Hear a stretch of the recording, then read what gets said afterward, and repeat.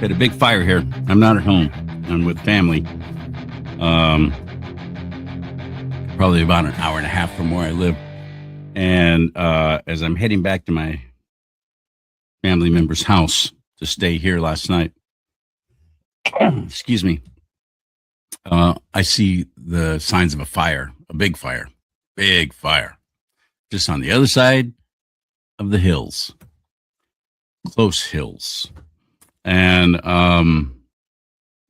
by the time I got back to where my family member lives, it was huge. It exploded up to 500 acres. They're bringing in the helicopters and the tankers and all that kind of stuff. And I'm sitting there, I'm videoing it all. I captured it all while it was happening in real time. And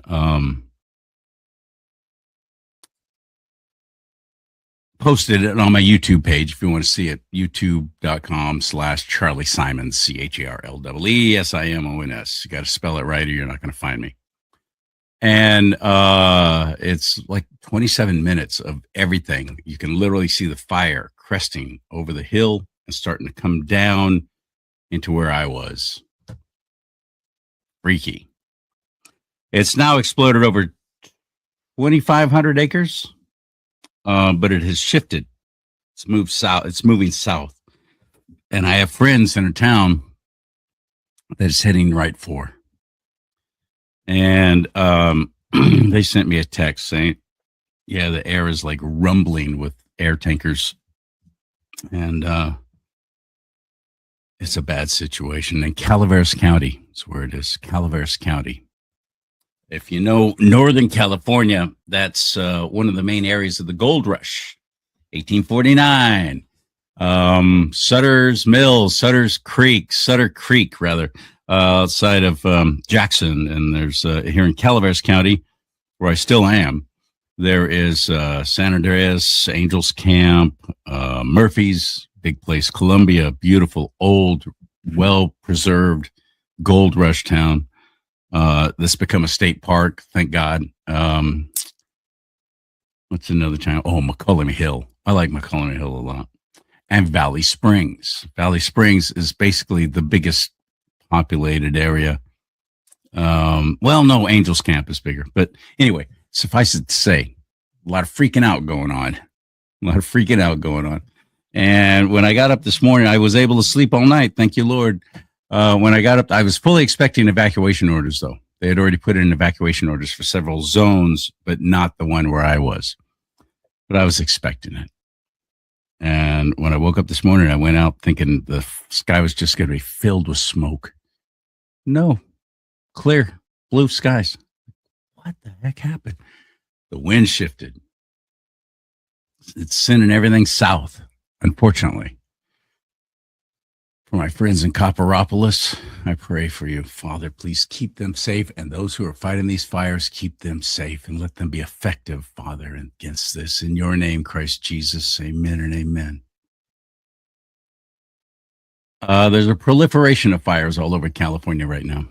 And I've seen video. I actually showed it on the show with on the Charlie and Mike show, which will be tonight, 5 o'clock Pacific time. But last week, I showed video of an actual piece of crap starting spot fires. He had some kind of flame thing, and somebody videoed it from far away, but they caught, and you see this guy running through foothills. They love the foothills, especially this time of year, because it's now brown, all the grass has died off, and it's just still there, but it's very easy. It's just tinder waiting to go up. This is when they strike. Who's they? Are they being paid? Probably. A lot of them are just ideologues. A lot of them are just pieces of human walking, talking cat crap who are starting these fires because they love the drama. They love to see things burn. They love the chaos. But the state of California, not the whole state, not those of us who live here. I do blame the ones who don't get involved and don't vote, though. Yeah, I put that on you. You're not voting. Well, my vote doesn't count. Sit down. Go to register-to-vote.ca.gov. Please get registered and vote this coming November in the midterm election. We've never needed you more than we do right now. Registertovote.ca.gov. And please stop saying your vote doesn't count. Because that's a self-fulfilling prophecy when you say that. You're right. It doesn't, because you're not. And you leave the rest of us to just twist in the wind, who are out there saying, please get involved. Please do something. We're dying on the vine. And these pigs are going around starting these fires. I'm not saying it's called the can fire, CANN, the one I just described to you, what happened last night. And I was there. Excuse me. I'm not saying the can fire was started by an arson, but I suspect it was, because they're all happening all of a sudden all over California. Not an accident. There's not been any strikes, lightning strikes. There's been no storms coming through, creating this. These are being started. I'm quite convinced of that. By the way, the state of California makes massive amounts of federal money when we get our acreage burned up. I lost the town that I lived in for many years, Grizzly Flats up in El Dorado County, right at the edge of El Dorado National Forest. Grizzly Flats, town of about 2,000 people. Most of them retired. Lost everything. That was back in October 21st, 2021. All during the whole COVID crap. And the way it started, and the direct energy weapons, and so on and so forth, and video and conspiracy theory stuff. It was very nefarious. It was very dirty. 221,000 acres.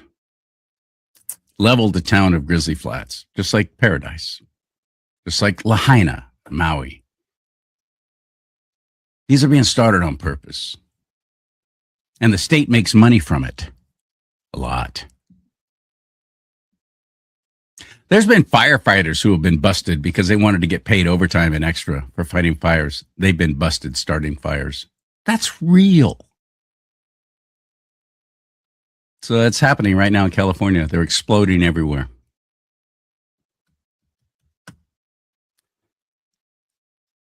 I fight against communism. I am an anti-communist through and through, which means I'm anti-socialist as well. Just did a great show with Dr. Brad Thayer, and he's written a book about the war against communism. And I watched what was happening in Central and South America, Mexico, and then South America. They're predominantly Catholic. Most of those people, that is the religion. And they were doing things that I'm thinking, this is going directly against their faith. Why are they doing this? I've always puzzled that. Here in California and here in the United States of America, all these Catholics who vote Democrat all the time and are quite militant about it. This is going directly against your faith. Why would you do that? Popes, priests, all on the left. So many of them. Why would you do that? This is the party of death. This is the party rooting out life from a woman's womb and supporting it and cheering for it. You're going to be harshly judged. I hope not. I hope you turn around. I hope you give your life to Christ Jesus and you stop your path. But I'm telling you what, man, when it's the day of judgment, I don't want to be standing in line behind you because I want to get in. I don't have to wait there and listen for your whole laundry list of stupid ass things you did all in the name of God. So I've always puzzled why Central and South America is running, galloping towards socialism and communism. Always puzzled over that. But something has changed. There's been a paradigm shift. And people in the media aren't talking about it. Except for me and Arthur Schopper. He's on my show. He's written a great article for townhall.com, and we're going to discuss it right now on Do Not Talk. Are you ready? Hit it.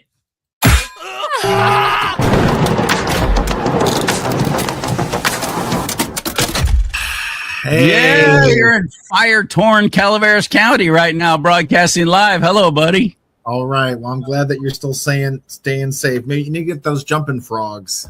They got to show up. Maybe they can carry a bunch of water That's right. Strap some little water tanks to the jumping frogs of Calaveras County. That's a real deal here, actually. As Mark Twain wrote about the jumping frogs of Calaveras County. Anyway, I loved your article. It was encouraging, greatly encouraging, because the media is not talking about it. I didn't know a lot of what you wrote. Where'd you find it? Where'd you find all this research? Where'd you find all this? Oh wow, so you always start with Argentine President Javier Milei. I mean, I follow his stuff on Instagram and X, so it's social media 100%. You can follow foreign media, especially in Latin America. They have English language sites, and because Milei has done such an incredible job, Javier Milei, the El Loco, the libertarian economist, big adherent of Austrian economics, who is actually getting the job done, who went super viral across the world when he had that whiteboard of 18 executive departments. We think Washington is bad. In Buenos Aires, they had 18 executive departments, and he just went one after another. Afuera, I'm taking this out. Hiring them. And there was no dirty judges to stop him from doing it. That is correct, because he got rid of them too. Yes, that is correct. Thank you for that. Absolutely. In Argentina and in South America in general, they are sensitive to corrupt judges far more than we are. That is an American liability. It is particularly American. I really do believe this. We tend to hold judges in this extremely high esteem, like they are untouchable, and they really are above politics. And when they make a ruling, it is completely legal. Never forget, they're just an attorney that got a promotion. They're still just a freaking attorney. They are bad lawyers in black dresses. That's a common phrase. It's a good way to put it. I like that. There you go. What is a judge? A bad lawyer in a black dress. And that's what it is. Many, especially in the state of California, you have lawyers that can't make it, and they don't want to deal with the 9 to 5 or the 8 to 4 grind of a courtroom. They donate enough money to the governor, and then suddenly they get appointed judge. That's literally what happened. I saw this, I saw this on site when I was in the public defender's office in Orange County. That was many years ago. The judges were incompetent. They couldn't even read. They were that stupid, but they had a robe and a gavel, so they thought they were God on earth. And they don't know the law, but they'll look up a case that's similar from the past, and they'll go, well, this is precedent, so this is how I'm going to rule. I'm not going to put any thought into it. I'm just going to do what that other judge did. Yup. But in contrast, in South America, I mean, I go back a step to Nayib Bukele. He talks about this at length. They got rid of the corrupt judges. They took them out because they would routinely side with the criminals every time that Bukele and company wanted to get the gangbangers and the cartels running the streets of El Salvador off the streets. They would have judicial activists try to stop them. He says, fine, we're getting rid of you. That has to be our attitude, across the, across North America, but in South America, starting with Javier Milei, going right back to it. I'm sorry I didn't answer your question. Where am I learning about all this? Instagram. I follow Javier Milei, President Milei. He has been reaching out. He's been networking with other center right, right of center, major or hard right, populist right, whatever you want to call it, candidates, and he has helped unleash a political blue wave. Now, for them, it's conservative is blue. For us, red is, conservative is red. But across Latin America, it's blue. So Bukele's party, it used to be that here too. That is true. Starting in 2000, it was the Democrats that did everything they could using the media to switch that because they didn't want to be associated with red China, red Russia, red communism representing. So they literally switched it. It used to be the same here, though, wasn't it? That's it. I remember getting emails from the RNC, Congressman Dana Rohrabacher, I think with Sean Steele, National Committee man for California. They introduced a resolution to restore the Republican Party as the blue party. They wanted to restore the color. That was in 2012. But it went nowhere. I'd have to get a new mug. I would have to get a new mug. I don't want to see a blue. I'm happy with the red. It's done. Let's stick with it. Thank you for buying one of my mugs, by the way. You actually bought that at my website. Thank you, sir. I did. I bought it. Nobody held a gun to my head. You did. I didn't give it to him. I didn't send it to him. Everybody should know this, so you help him out. So this is what I've been following. And, Milei's incredible reforms are just awe-inspiring. I mean, thinking outside the box, wiping out entire departments. He has fired massive numbers of federal bureaucrats. But what also made him stand out was while you had, going back, this is my article, 20 years ago, this is like 2004, 2006, Latin America was overwhelmed by a pink tide. So communistic governments were swept into power. From Venezuela, 1999, that's when Hugo Chavez was elected, and he brought his communism with him. You saw this with the Kirchner regime, and slightly before that, you had red governments, communistic governments sweeping all over Latin America. We are seeing that tide turn, and this is so engaging. It is so inspiring. In fact, the article I wrote the day before Election Day 2024, I had my slight misgivings. I said, okay, Trump is going to win again. I am slightly confident, but I don't want the specter of communism becoming more concrete every day. I don't want managed decline for this country. I want radical restoration, like what we say. And I mentioned Javier Milei and I mentioned Nayib Bukele. These men took charge, overcoming the most unbelievable political obstacles. They did something we might have to start thinking about. They started their own political parties. Bukele started his own political party. He had to, because the establishment, both sides of the aisle, was so corrupt. Started his own. He was the mayor of San Salvador, and he then stepped in. He took over. He ran on that aggressive law enforcement, public safety platform, and he has delivered. I was so inspired by this. He gave a recent speech and he said, we're really not. I mean, I couldn't believe he was deprecating the successes. You know, he says, we're not really a law and order society yet. We're not quite there yet. See, there was actually some humility to what he said. Okay, the gangbangers are all in jail. There's no more shooting in the street. The homicide rate has plummeted to near zero. But and it was one of the worst in the world. Worst in the world. And now it went from worst to first. Absolutely. I mean, Americans are moving to El Salvador. Embarrassing. They were, especially under the Biden regime, they were moving to El Salvador. They were settling in El Salvador. And of course, even under Biden's regime, you had immigrants here legally moving back to El Salvador. It was safer there. It was better to live in Latin America than it was to be in the United States. I mean, this is obscene. You had Tren de Aragua running entire apartment complexes in Colorado, and you had the mainstream media like, well, it's only a few apartment complexes. And J.D. Vance would say, Martha, do you not hear yourself? You think this is acceptable? And that was the whole point. And it goes back to the point, the first thing you said, which is corporate media is not talking about this massive right-wing restoration that we see in Latin America. So Bukele's the starting point. That was under Trump, Trump 1.0, his first administration. 1.0, there you go. There you go, 1.0. And I do think Trump deserves credit because Trump started with, you can't come here. Sorry, you need to make your country great again. The answer is not to run to America. Boom, wall, no. And that took that off the table for Latin American residents. Okay, if I can't go there and I can't go to Europe, then I guess I better just make the most of it where I am. And that's what people had even been saying during the first Trump administration. They confronted some of these migrants who were all rushing the border. Why don't you go make your country great again? Well, finally, they started doing it. They just needed a better choice. Bukele was the first one, and I haven't had a chance to explore this enough. I hope to do in the future. The spiritual revival. You mentioned the Catholic background, right? Evangelical Christian faith, real biblical Christianity is flourishing in Latin America. Nobody is talking about that. Bukele, I don't know. He's not exactly a religious person, but he acknowledges that he calls upon God's authority, not his own. He relies on biblical truth, not his own. In his interviews with Tucker Carlson before Tucker went woke, he acknowledged it. We literally prayed against the demonic forces of MS-13. MS-13 is a satanic cult. That is a fact. That is not hyperbole. They sacrifice to Satan. They sacrifice people. They bloodlet to Satan. This is so does Tren de Aragua. And Tren de Aragua. They are satanic cults, just like Islam. So, and that's why you see the connection between cartels and Islam. That's another story altogether. So Bukele was the starting point. This was a response to spiritual revival. I know this for a fact. Even at the church I go to, they have missions to El Salvador. This is what really turns things around. The same is true in Argentina. I read this excellent book. It was published in 2022.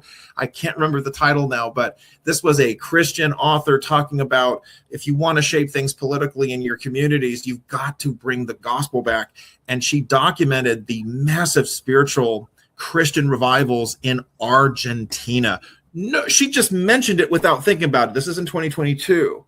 And then you look at 2023 and you had Javier Milei getting elected.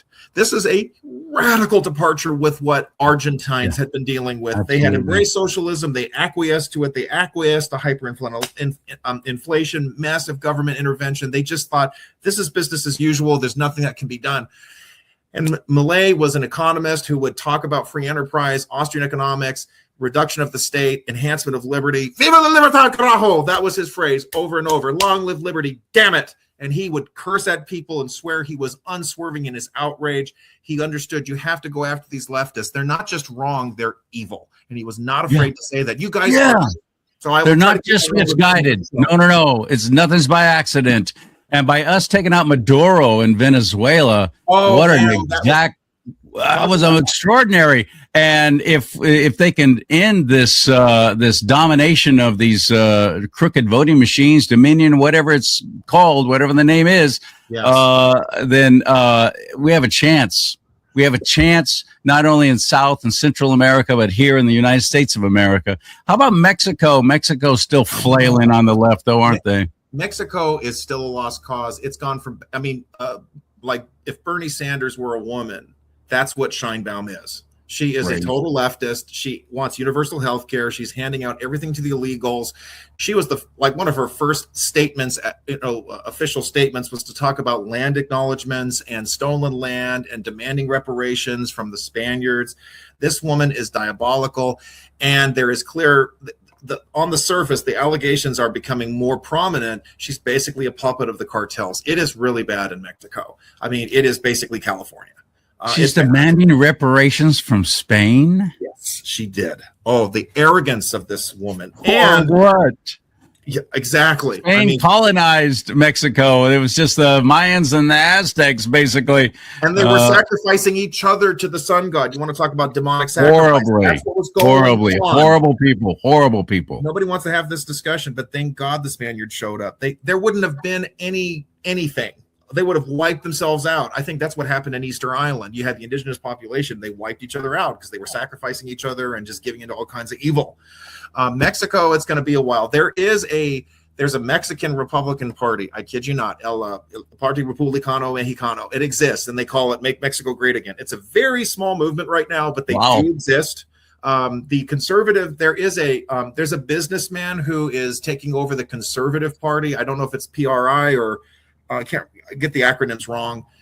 There's a chance there, but it's an outsider. He's trying to work his way in, but as things stand, it is a supermajority Congress of leftists with a leftist president. And what do? They pull the strings, they change the rules, they make it impossible to fix things. So who knows what's going to happen? We'll see, unless the public, rises up, because Mexico is a federation of states, just like the United States is. The different local governments, if they have some guts, they can push back. I have read that there are local governments which have allowed people to start carrying a firearm. They have to, because the police can't stand up or are in collusion with the cartels. It's that many of them very crooked. Yes, in Mexico.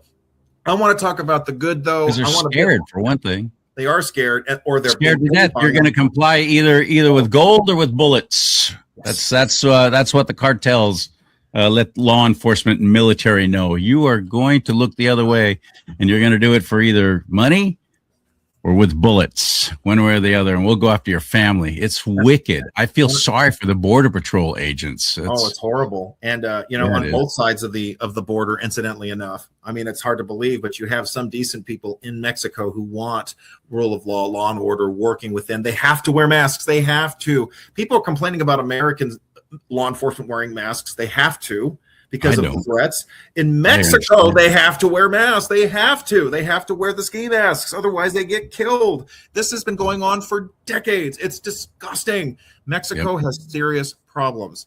On the other hand, briefly, the power of cartels, we are seeing them facing the pushback. Who were some of their biggest supporters? Iran and Hezbollah. Nobody wants to talk about this, but you had Middle Eastern terrorists. They routinely linked up with the cartels. They helped push fentanyl into this country. So when people are giving me crap or give us crap about President Trump going after Iran, saying this is not America first, this has nothing to do with anything, that's a lie. These Middle Eastern terrorists have worked with the cartels. They have helped fund Venezuela's corruption and vice versa. They are a big problem. There is a ugly pipeline between terrorists in the Middle East and communists in Latin America. So don't buy that crap for 1 second. It is an essential military effort that President Trump is engaging in.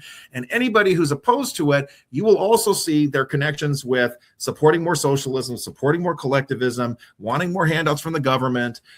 They are talking about, they think of America First as being a neo-fascist movement of some kind. This is destructive and evil, and we've got to stand against it. You mentioned Maduro.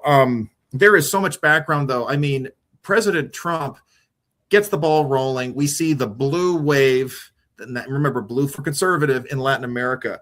Milei, he has initiated a massive win. And why is he integral to this? First of all, because he's big friends with us. We have formed a free trade agreement, one of the few we have so far, with Argentina. He dropped all the tariffs with us.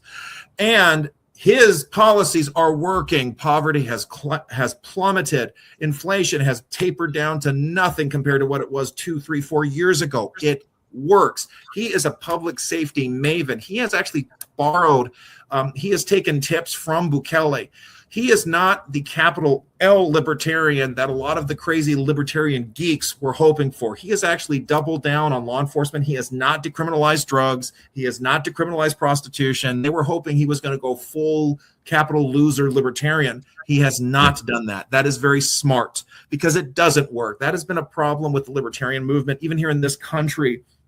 It's like it's been co-opted also by the left. You hear them saying, well, drag queens are okay. It's all about freedom of association.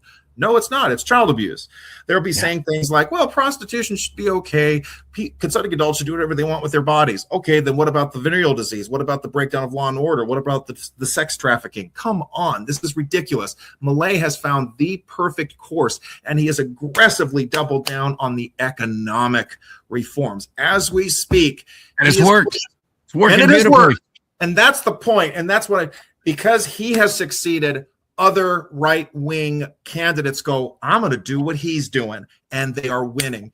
We have not, I did not even Let's talk about that. The chat room's open. I got a few people in there. Carol Ann's asking, I just joined. What's the topic? Topic is a great one, Carol. You're just in time. I'm talking with Arthur Schopper, and we're talking about an article he wrote for townhall.com. And American it's Thinker. About the American Thinker. What's that? Oh, American Thinker. My apologies. Anyway, it's about communism going away in South America, which is extraordinary. That's what we're talking about. Now, we've talked about Venezuela and El Salvador. Name some of the other countries that were a surprise to me that have really flipped. This was this is like a miracle of miracles. This was last year. It was Bolivia. Bolivia has been run by a creepy pedophile communist. It was Evo Morales. I mean, Bolivia was like, forget it. It's over. The cocaine cartels, they run this country. The communists run everything.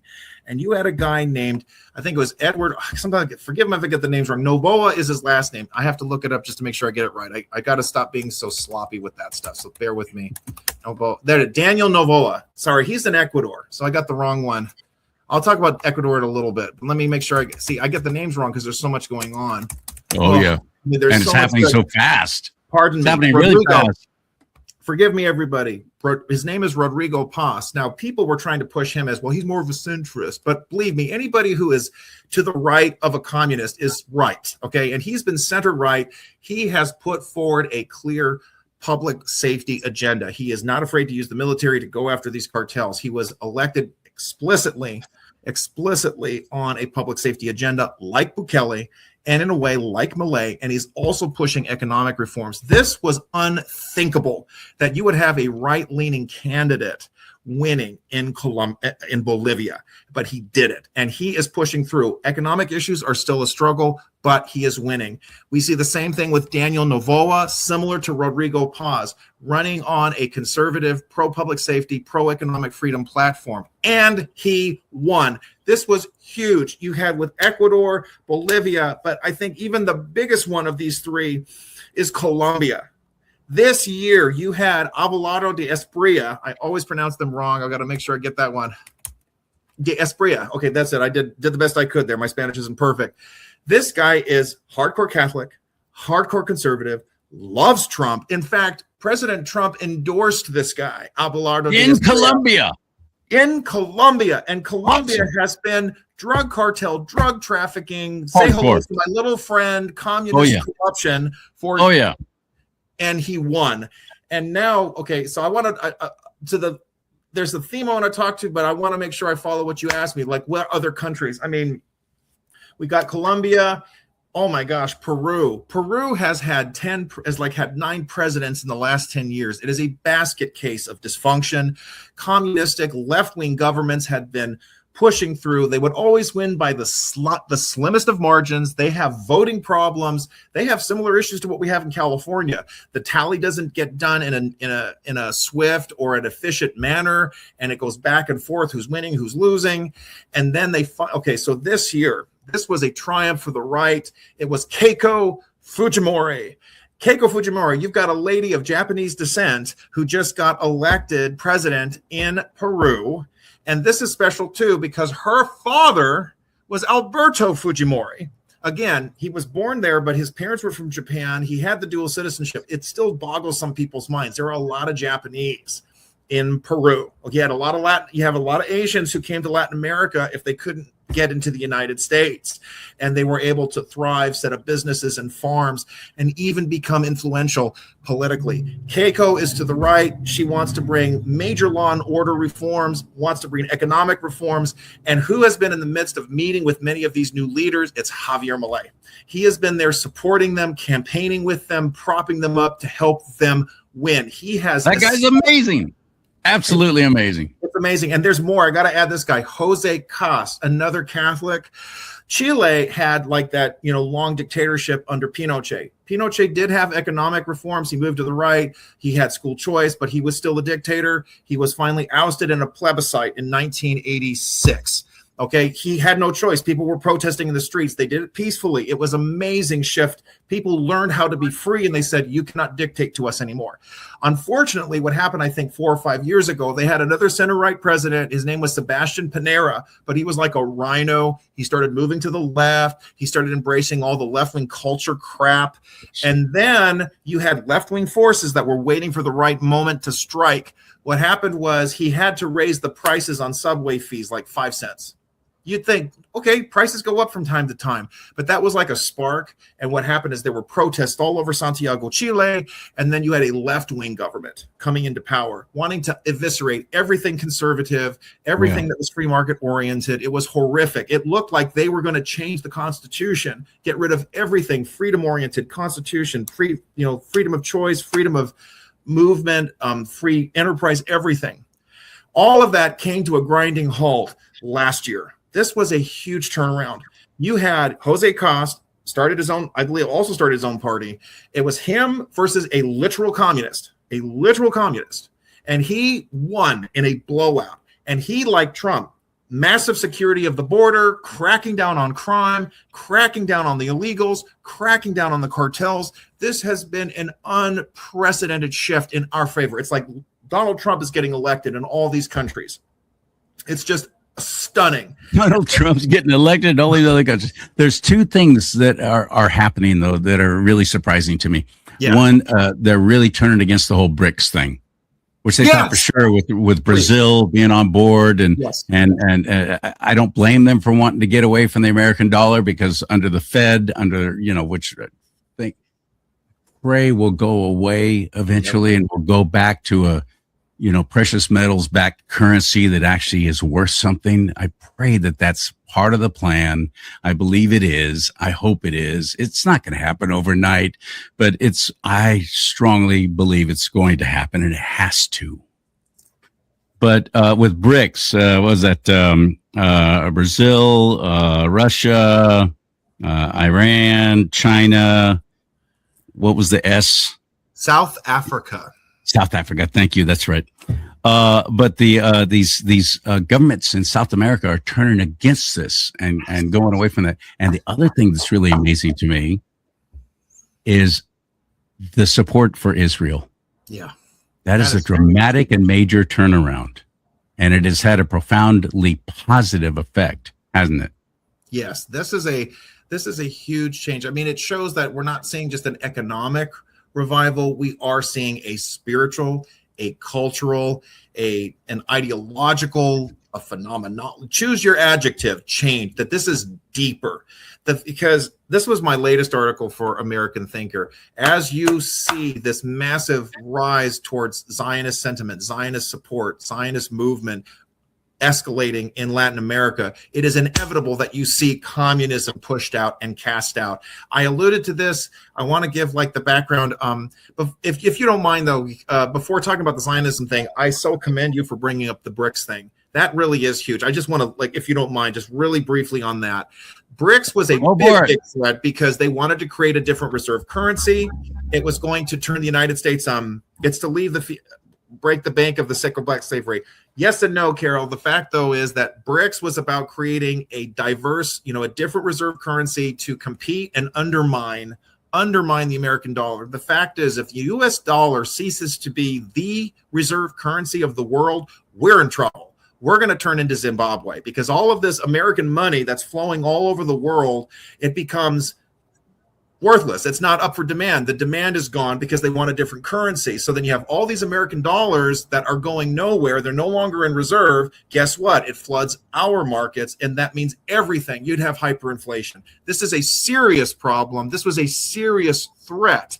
And the first person who struck a blow against the BRICS, plot, it was President Javier Milei, because Argentina was about to join.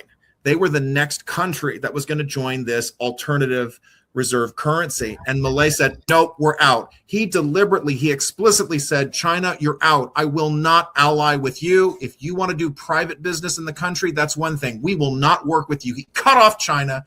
He switched gears. He says, we'll help Ukraine. We're going to go against Russia. And this has been a big deal because now even Russia has had to abandon BRICS. The whole project is collapsing. Russia can't even pay its own bills anymore. Don't buy the lie. Russia is losing big time against Ukraine. It is bad. It is really bad. And you know what? Trump deserves a lot of commendation for this because he didn't shovel a bunch of loan money at Ukraine. All it took was a moral order, a trade policy, and a commitment saying, Europe, you need to step up and defend your backyard. They did it, and now Russia's losing big time. Anyway, that's the thing about BRICS. That is really important. Now I can go to the Zionist element of this. This is huge. Going back, let me start with Bukele, because this was my article. I went from Bukele all the way, as much as I could, through temporal, chronological order. Nayib Bukele, he is the descendant of mandatory Palestinians. His parents were Christians, grandparents in Jordan. So this is under the Ottoman Empire. They had Ottoman passports. So that was, they called it mandatory Palestine. So technically, his grandparents are Palestinians. He flaunts that. So they were Christians. They moved to El Salvador to start a new life. Not everybody could come to the United States, so they went to Latin America. And yet, here he is, the third generation of his family. And he is one of the most outspoken proponents of Israel. Supports Israel, absolutely excoriated Hamas, hates the whole Palestinian cult, and sided with Israel. Even as mayor of San Salvador, he made inroads to the Jewish state. He was opening up trade relations just as the mayor. Then becoming president, he has continued to strengthen that alliance. So that was a starting point right there. The next one absolutely was Javier Milei. He openly campaigned for reinstating relationships with Israel, cutting off all the support for a Palestinian state. And again, this is in concourse with anytime you see any aggressive support for a Palestinian state, you will see a communistic agent or a socialistic one. I will explore that a little further. I want to give you the timeline for now. Milei said, we're going to open up trade. We're going to open up relations with Israel. In fact, this year, they're moving the embassy. They're going to move it from Tel Aviv to Jerusalem. They're doing it too, huh? Wow. Huge move. Many people still don't understand this. The Palestinian cult at its core is a Marxist cult. Yeah. Yasser Arafat, serial pedophile, was a socialist. He was a communist. He was in league with the communists. He was hoping for support from Soviet Russia and all of their satellites. That was part of the reason that he put forward the idea of a Palestinian state. It is a communistic plot. We've got to say no just for that. And a made-up people and a made-up country. Yes, all of it is made up. It's all a fraud. And who is, of course, the biggest supporter of a Palestinian cause? It's China. From Mao Zedong, when he took power, he libeled Israel as well as Taiwan as colonial outposts of the West, trying to tear down the global communist project. For Mao Zedong, he didn't spout off about Jews or this or that. He went after the fact that it's a Western country wanting to undermine the communist project. And he is correct. And this is a big reason why this Zionist movement is a big win for us, regardless of your sentiments about a Jewish state, whatever your views are on the rapture or biblical foundations. The fact is, a Palestinian step-by-step cult cause connection means that you're supporting a communist movement. And I've had some people who call themselves Trump or America First, and they get very angry when I point this out. But the fact is, if you are trashing the state of Israel, you're basically saying that you want a communist influence to win in the world. That is a fact. No matter, and Israel has had a right-wing government now for the last 20 years. Even the blue and white regime that came in briefly was center-right. They did not embrace socialism. They rejected communism. They rejected destruction of the family. They wanted more enterprise involvement, investment in their country. And part of the reason is because you've got Russian Jews who were under communism for decades. They moved to Israel and they say, we want nothing to do with communism in this country. That is a fact. You wave that Palestinian flag, you are waving a hammer and a sickle. You wave that Palestinian flag, you are supporting the Chinese Communist Party and their terrorist activities undermining our country. That is a fact. And it is still the case. The Chinese Communist Party, they still stand with the Palestinian cause. They are aggressively on the side of that. And Russia has kept its mouth shut. They try to play both sides. Iran, we know, is obviously in support of a Palestinian cult. They want a terrorist state that destroys Israel. You see the connection. And let me go back a little bit. Hugo Chavez gets elected president in Venezuela. This was disturbing. Right away, he cut off trade with Israel. The Jews of Venezuela, they fled their country. That is a bad sign. When your Jews flee your country, you're in trouble. That is bad. That is bad spiritually. It is bad economically. It is bad culturally. And that's exactly what happened. Venezuela, it was the biggest exodus of Jews. It was out of that. They either fled to Bolivia or Colombia, or they ended up going to Israel, or they went to the United States because they had to go somewhere. Now we turn this around. Venezuela has become a somewhat tolerable partner again, getting rid of Maduro. A lot of people have told me, oh, Arthur, you're making too much of this because his successor, his vice president, is now in charge. And yet, she has released political prisoners. She's opened up the markets. She's allowing for trade with oil. There is word on the street. I think out of necessity. I don't think that's what she really believes. I don't think that's who she is. I think that she is just a wolf in sheep's clothing, and she's just waiting for the political tides to change, and then she'll be right back at it. If we don't get if she's still in power. If we don't get a Rubio or a DeSantis, and I don't know about JD Vance at this point, that's another discussion. But if we don't get a good successor to Trump, she will try to do that. She'll try to out Maduro. That is a fact. I do believe that. But she has no choice. She has to play ball because President Trump has showed real leadership in supporting, even if he's not, I'm not saying he's the ultimate brainchild for this right-wing shift, but he helped make it possible, and he has helped support it. In fact, President Trump provided a broad credit investment. He bought a huge amount of currency, and I think that's what it was in Argentina. This was last year. Milei was facing a congressional wipeout. Like, his party was going to be completely blown out in Buenos Aires. So he needed like a financial lifeline. So what we did is we invested money. It was like $20 billion. People were furious. They're like, what happened to America First? Why are you helping Argentina? Because what happened is Milei took the money, he invested it. We got $40 billion back. We made money. Milei was able to shore up his political power. He has a bigger majority now in Congress, which is now helping us. This is brilliance across the board. Scott Bessent deserves a lot of credit for this. The treasurer in our country, along with Trump. This is good. And Trump is doing that with Japan right now because their currency is in trouble. This is a win-win-win. It is not America last. That is BS. Going to the Zionism thing too. What really inspired me, Jose Costa, the guy in Chile. I mean, the previous left-wing government, they had cut off Israel. They were opening up channels to a Palestinian state. Jose Costa comes in, cuts off all the Palestinian crap. He actually set up an ambassador to Israel. So that's a huge thing. Milei, he made it very clear.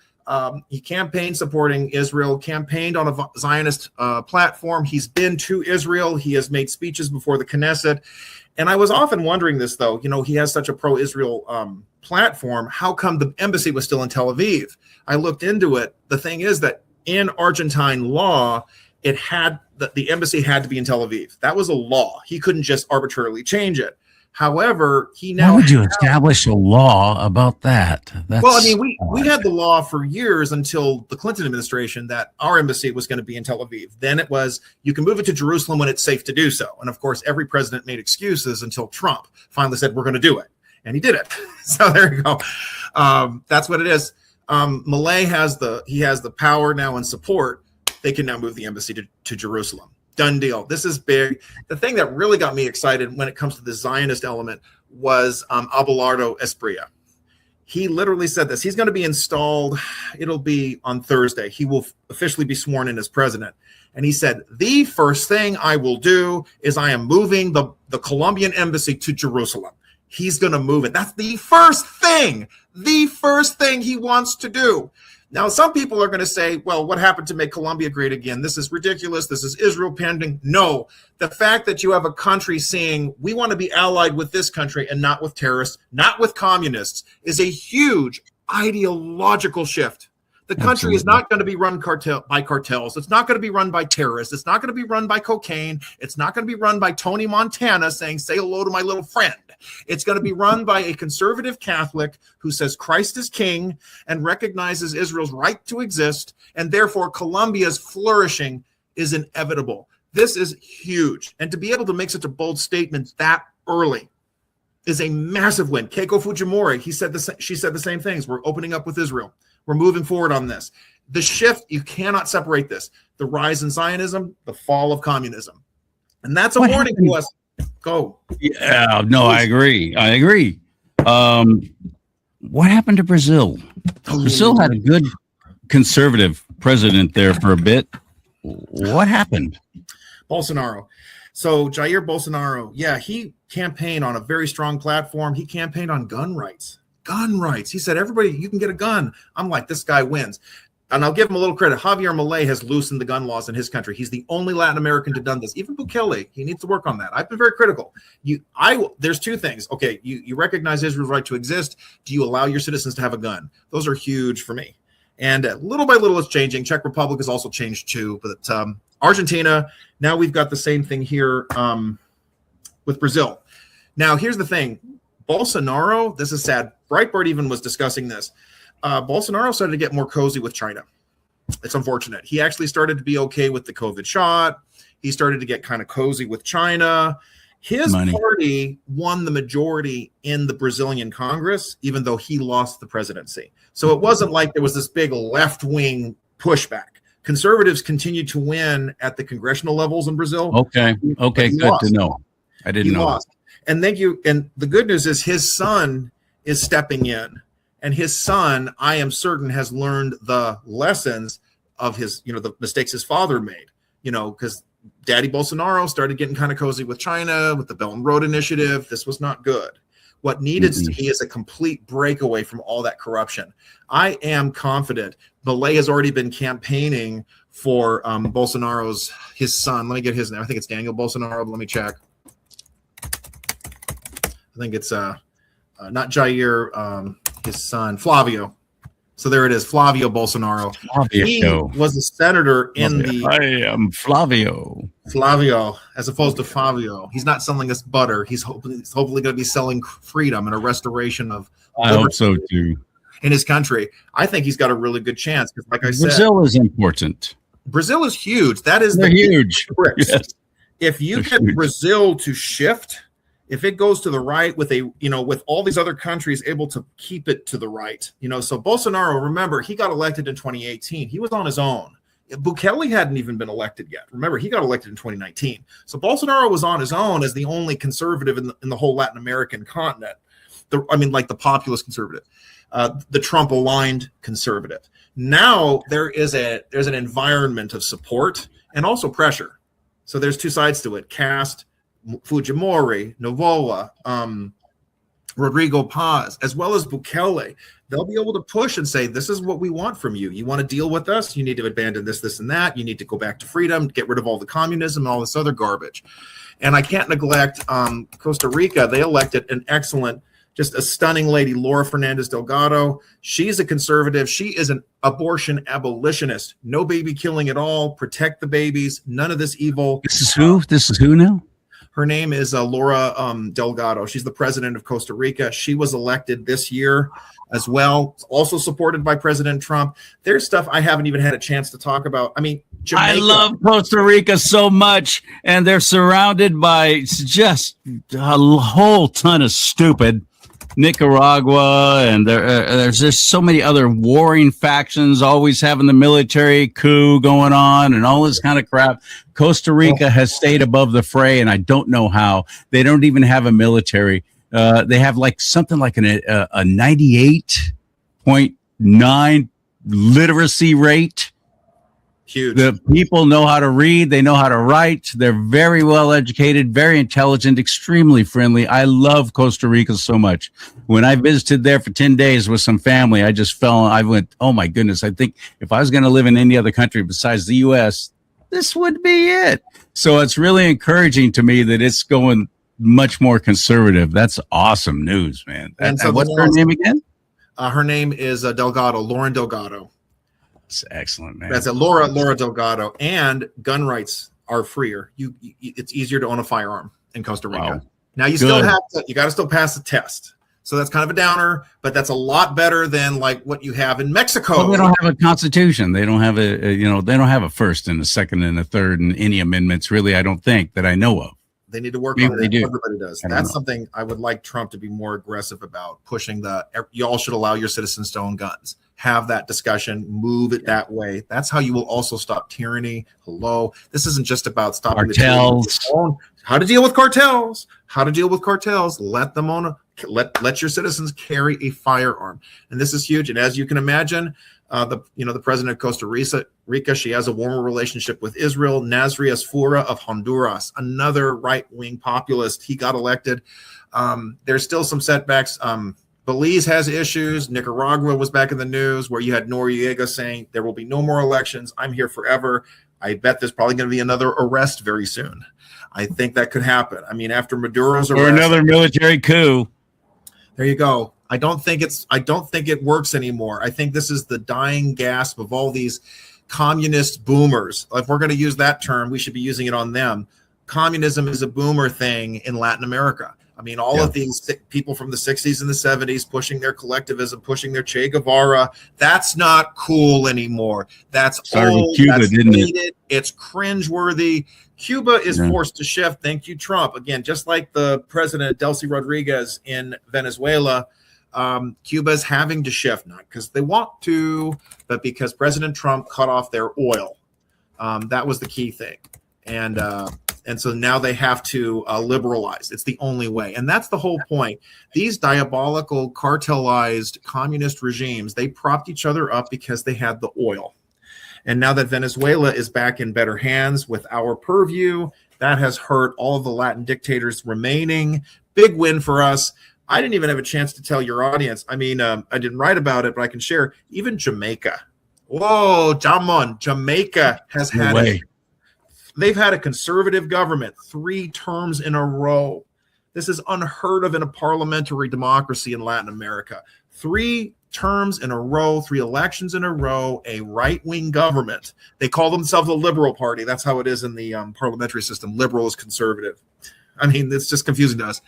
They have had incredible economic reforms. Jamaica was one of the most crime-ridden countries in the world. You had people, you could visit Jamaica, you'd have like a 2-story building. There'd be a locked door, and then you want to go inside. If you want to go upstairs, there'd be another locked door. And then if you wanted to go into a person's room, there'd be a 3rd locked door because there was so much stealing, there was so much gang violence.